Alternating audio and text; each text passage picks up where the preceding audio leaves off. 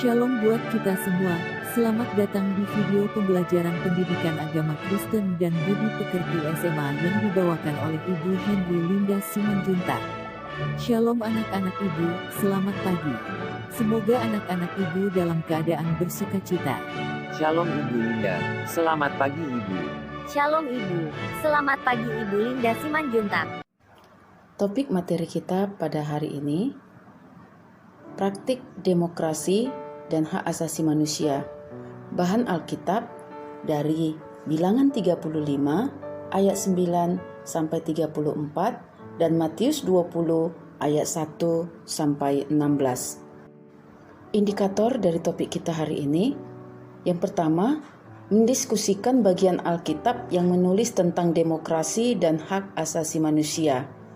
Kedua, menjelaskan tugas dan tanggung jawab remaja Kristen dalam mewujudkan demokrasi dan hak asasi manusia.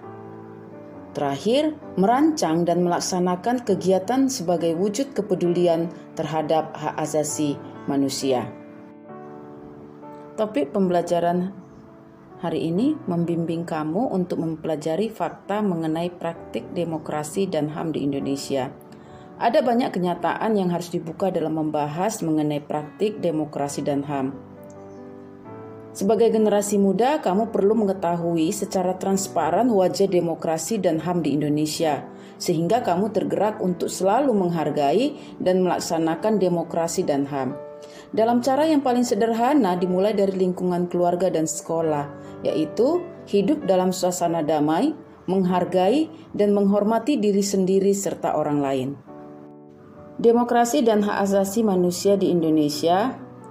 Indonesia dibentuk sebagai sebuah negara yang demokratis. Hak asasi manusia diakui seperti yang tersirat dalam rumusan Pancasila dan Undang-Undang Dasar 1945.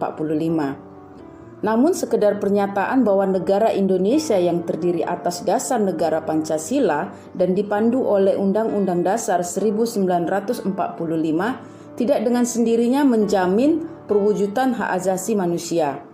Demokrasi dan HAM tidak dapat terwujud secara otomatis, namun melalui sebuah proses yang panjang dalam pembelajaran, pembiasaan, serta penghayatan. Laporan tahunan tentang praktik hak asasi manusia 2008 yang dikeluarkan oleh Biro Demokrasi, Hak Asasi Manusia dan Perburuan Kedutaan Besar Amerika Serikat di Indonesia, salah satunya menyatakan Mahkamah Agung memperkuat putusan hukuman 20 tahun penjara terhadap Polikarpus Budihari Priyanto atas pembunuhan Munir Said Talib pada tahun 2004. Laporan tahunan pada tahun 2008 tersebut menggambarkan suramnya kondisi hak asasi manusia di Indonesia.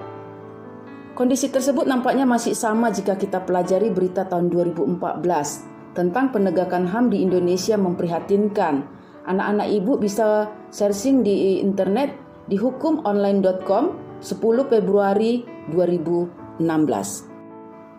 Upaya mewujudkan demokrasi dan HAM di sebuah negara tidaklah semudah membalikkan telapak tangan. Laporan di atas jelas menunjukkan masih banyak pekerjaan rumah yang harus dijalankan oleh bangsa Indonesia, khususnya para generasi muda, supaya kita benar-benar dapat menunjukkan kerinduan kita akan sebuah negara dan bangsa yang benar-benar menjunjung tinggi demokrasi dan HAM sesuai dengan apa yang dirumuskan oleh Pancasila dan Undang-Undang Dasar 1945.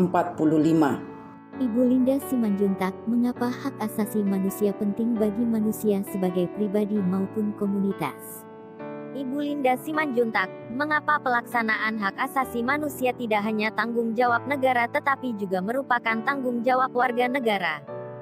Manusia sebagai makhluk individu telah memiliki hak dan kebebasan sejak dilahirkan.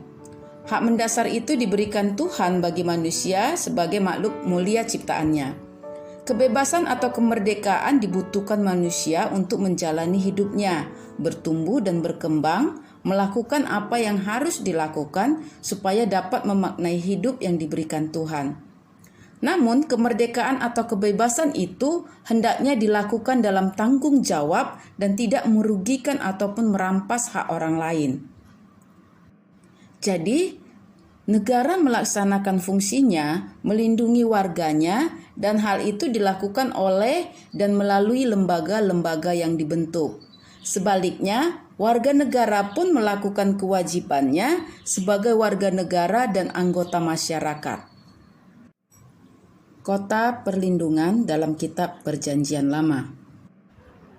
Meskipun Alkitab tidak berbicara tentang hak asasi manusia, kita dapat menemukan di sana-sini konsep-konsep yang merujuk kepada hak asasi manusia. Dalam Bilangan 35 ayat 9-34, Allah memberikan perintah kepada Musa untuk membangun kota-kota perlindungan, agar orang yang tidak sengaja menyebabkan kematian orang lain tidak dibalas dengan dibunuh. Ia dapat melarikan diri ke kota-kota perlindungan yang jumlahnya cukup banyak, yaitu 6 kota. 3 kota di sebelah barat Sungai Yordan dan 3 lagi di sebelah timur. Adapun kota-kota dimaksud adalah Kades, Sikem, dan Hebron di sebelah barat, sedangkan Golan, Ramot, dan Bezer di sebelah timur. Konsep tersebut kemudian diambil alih oleh gereja Kristen dengan menetapkan gereja sebagai tempat perlindungan. Pada tahun 511 dalam konsili Orleans di hadapan Raja Clovis I, setiap orang yang mencari suaka akan diberikan apabila ia berlindung di sebuah gereja, dalam gedung-gedung lain milik gereja atau di rumah uskup. Perlindungan diberikan kepada orang-orang yang dituduh mencuri, membunuh, atau berzina. Begitu juga budak yang melarikan diri akan diberikan perlindungan, namun ia akan dikembalikan kepada tuannya bila sang tuan berjanji ia tidak akan bertindak kejam.